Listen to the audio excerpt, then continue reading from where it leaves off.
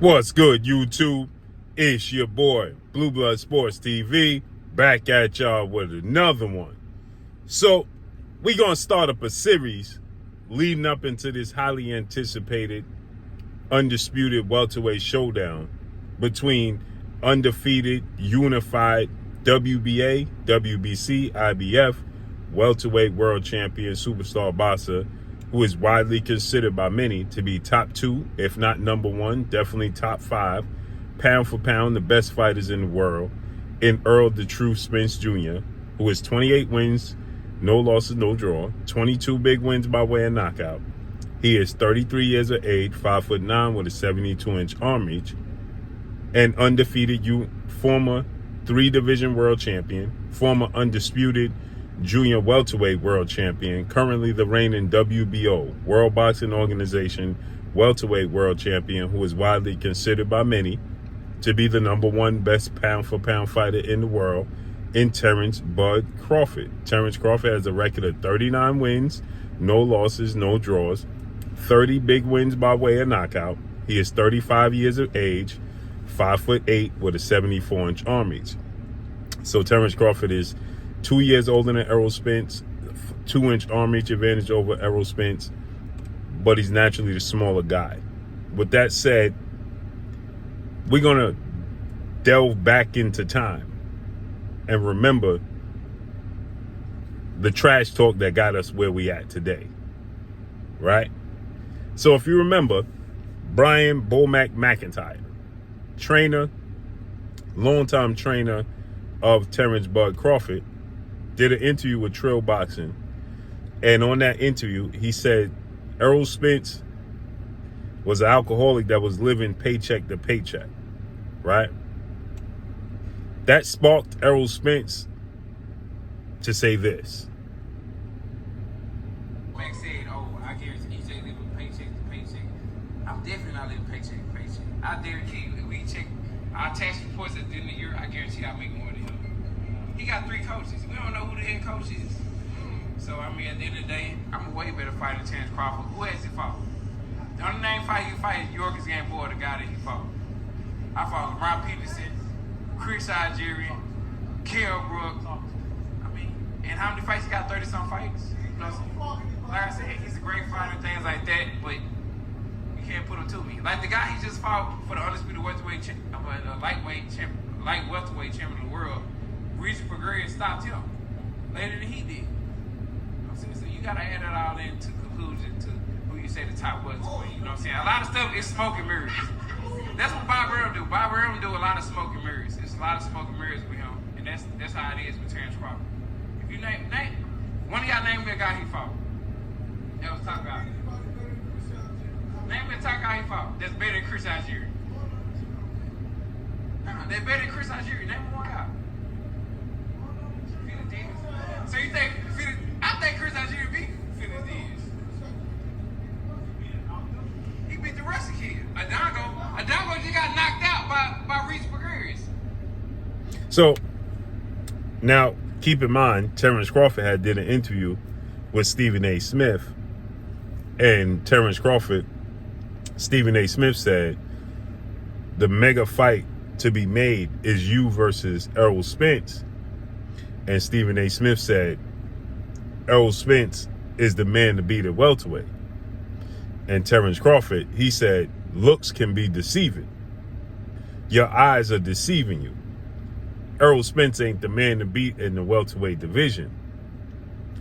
He said that man to beat is Keith Thurman, who at the time was the unified WBA and WBC welterweight world champion. But Errol Spence, he held the IBF title in stopping Kell Brook in the 11th round of his fight. So this is how it all began to where we are today for it to be the biggest fight. This is the journey, how we got to the biggest fight in boxing. The biggest fight in 42 years. This is how we got here, right? Because the natural trash talk and build-up for two great fighters is how we got here today. this is what a lot of fighters are missing. Because a lot of fighters talk the talk, but their resume don't walk the walk. Now, Errol Spence can say he got a better resume than Terrence Crawford, and Terrence Crawford can say he got a better resume than Errol Spence. The facts remain is that they both fought top-level opposition, and they both beat top-level opposition, and they both passed those tests with flying colors. And they turned down nothing but their collar. Hence the reason why this is the biggest fight in boxing today. The reason it's the biggest fight in boxing today is because the level of opposition that they both faced and dominated. Now, I have a hard time comparing Terrence Crawford's resume to Errol Spence's resume. And the reason I say that is because, for one, let's get this straight. I don't believe there's nobody on Errol Spence's resume that could beat Terrence Crawford. And I don't believe there's nobody on Terrence Crawford's resume that could beat Errol Spence.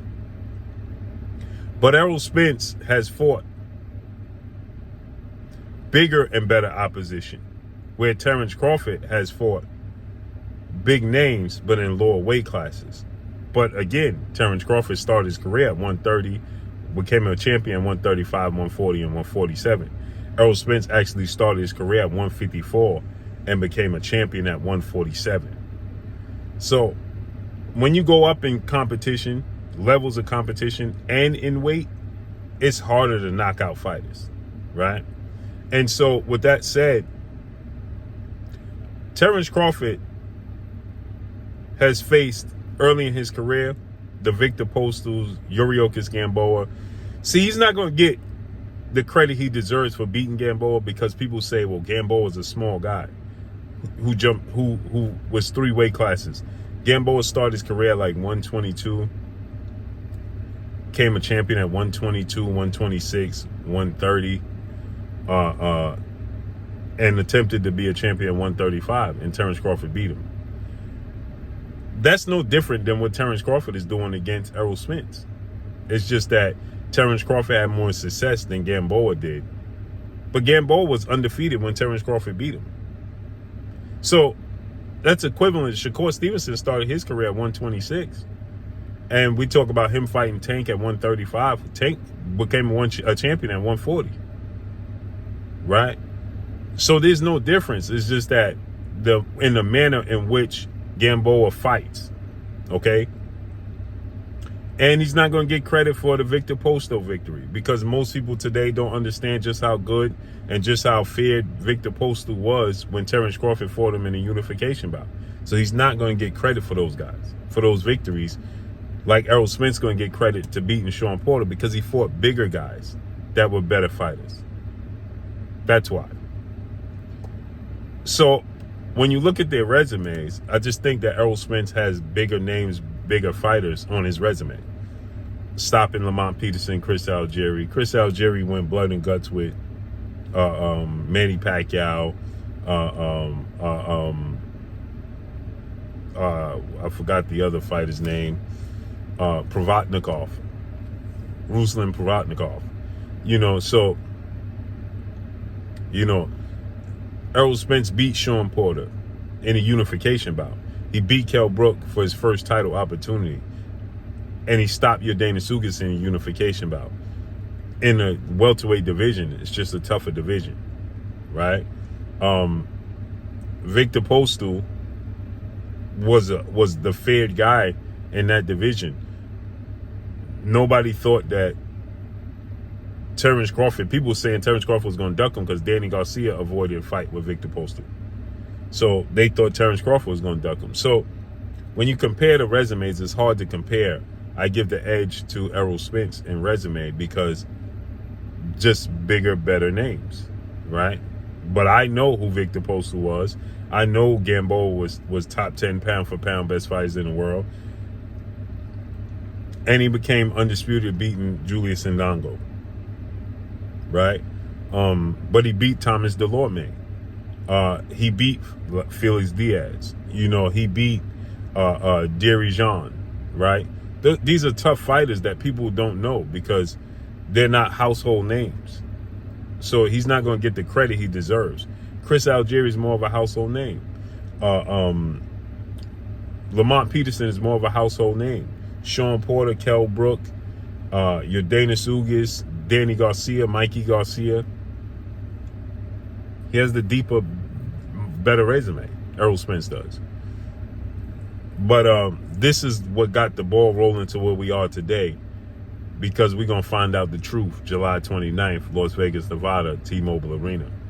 So Errol Spence says that Terrence Crawford don't make more money than him, and he's not a better fighter than him. We're going to find out the truth July 29th. And now, next video, we're going to have Terrence Crawford trash talk. We're going to do this journey to July 29th, the Mega Undisputed Showdown. And that's all I got for y'all. Make sure you hit the like button. Drop a comment in the comment section. Let me know what y'all think. Y'all already know what it is. It's your boy Blue, Blue Blood Sports TV. Hate, like, comment, and subscribe. You haven't subscribed, hit the subscribe button, hit the like button, hit the bell icon to get all the new notifications. Follow me on Instagram at Blue Blood Sports TV, all one word.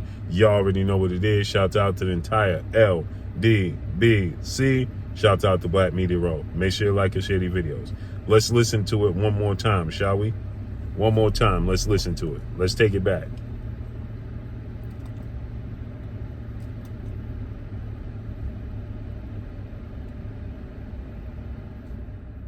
Let's take it back. Max said, "Oh, I guarantee EJ living paycheck to paycheck. I'm definitely not living paycheck to paycheck. I guarantee you, if we check our tax reports at the end of the year, I guarantee I make more than him. He got 3 coaches. We don't know who the head coach is. So, I mean, at the end of the day, I'm a way better fighter than Terrence Crawford. Who has he fought? The only name fight you fight is York's Gamboa, the guy that he fought. I fought Lamont Peterson, Chris Algieri, Kell Brook. I mean, and how many fights he got? 30-some fights? You know what I'm saying? Like I said, he's a great fighter, things like that, but you can't put him to me. Like the guy he just fought for the undisputed welterweight, lightweight champion of the world, Regis Prograis stopped him later than he. So you see, you compare the resumes. Errol Spence just has a better resume, pound for pound. But Terrence Crawford, he'll say, well, I beat Kell Brook earlier than Errol Spence. I stopped Sean Porter. He didn't.